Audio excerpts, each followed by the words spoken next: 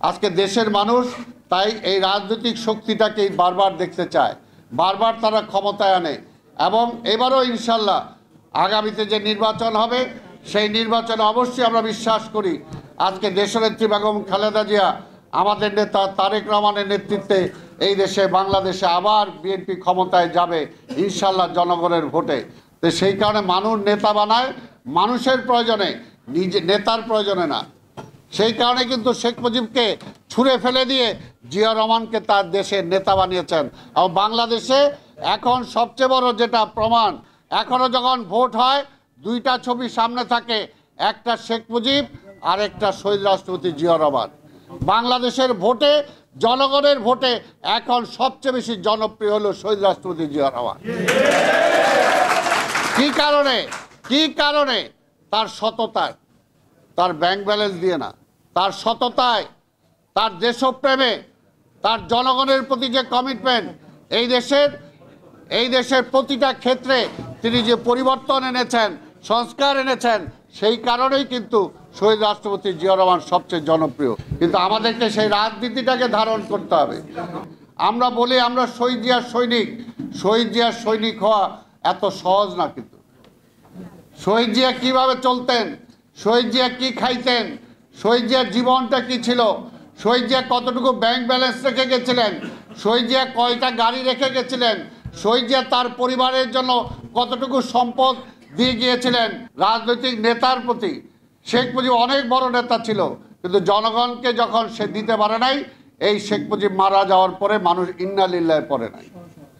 আবার যে শহীদ রাষ্ট্রপতি জিয়া রহমান ৭১ সালে যার ঘোষণার মধ্য দিয়ে দেশ স্বাধীন হয়েছিল, এই দেশে ক্রাইসিসের মুহূর্তে যখন আমাদের স্বাধীনতা প্রায় নিবু অবস্থায়, গণতন্ত্র তো খেয়েই ফেলছিল এবং আবার সে আধিপত্যবাদী শক্তির মনে হচ্ছিল এই দেশে চলে আসবে, তখন কিন্তু এই দেশের সেপাহী জনতা ঐক্যবদ্ধে জিয়া রহমানকে নিয়ে ক্ষমতায় বসাইছিলেন এবং ক্ষমতায় বসায় মনে করছিলেন যেন তার হাতেই স্বাধীনতা নিরাপদ, তার হাত ধরেই গণতন্ত্র আসবে।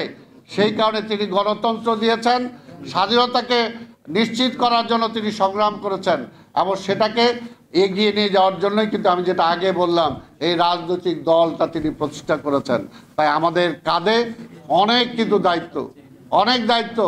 তার জিয়া রহমানের শত্রুও কিন্তু জিয়া রহমানকে বলতে পারে না জিয়া রহমান দুর্নীতিবাদ ছিলেন, জিয়া রহমান কোনো অর্থের জন্য কোনো কিছু করেছেন, তার শত্রুরাও কিন্তু বলতে পারে না। বিএনপি একমাত্র আশা, বিএনপি একমাত্র ভরসা। কাজে বিএনপি পারে এই দেশের রাজনীতিটাকে সঠিকভাবে স্থায়ীকরণ করতে, যদি বিএনপি সেটাকে সঠিকভাবে এগিয়ে নিয়ে যেতে পারে।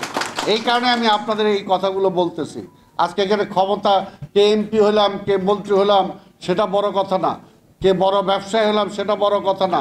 যে কারণে শহীদ রাষ্ট্রপতি জিয়া রহমান বিএনপি গঠন করেছিলেন, সেই আদর্শটা আমাদেরকে মনে রাখতে হবে, সেই অবস্থাটা আমাকে মনে রাখতে হবে এবং সেটা যদি মনে রেখে আমরা সামনের দিকে এগুতে পারি, তাহলে সত্যিকার অর্থে এই ফ্যাসিবাদের পুনর্জন্ম আবার হবে না, আবার সে আওয়ামী লীগের উত্থান হবে না, যদি আমরা আমাদের মধ্যে ঠিক রাখি। আমাদেরকে ধৈর্য ধরতে হবে এবং এই সাবেক ছাত্র দলের নেতা যারা আছেন, আপনাদের উপর অনেক কিছু নির্ভর করে, অনেক কিছু না, পুরোপুরি নির্ভর করে।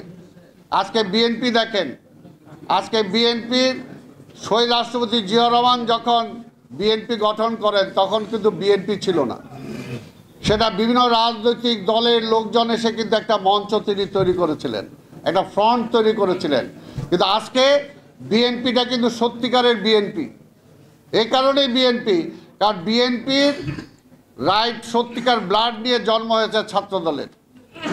ছাত্রদল যারা করেন তারা কিন্তু আগে কোনো রাজনৈতিক দল করেন নাই, মনে রাখতে হবে। আপনার বিএনপির রাজনীতিকে ধারণ করেই আপনাদের জন্ম হয়েছে। তা কাজে এখন তো বিএনপি রাজনৈতিকভাবে আরও শক্তিশালী হবে। আপনার নিজেরা নিজের বিবেককে প্রশ্ন করুন, আমরা কোথায় আছি।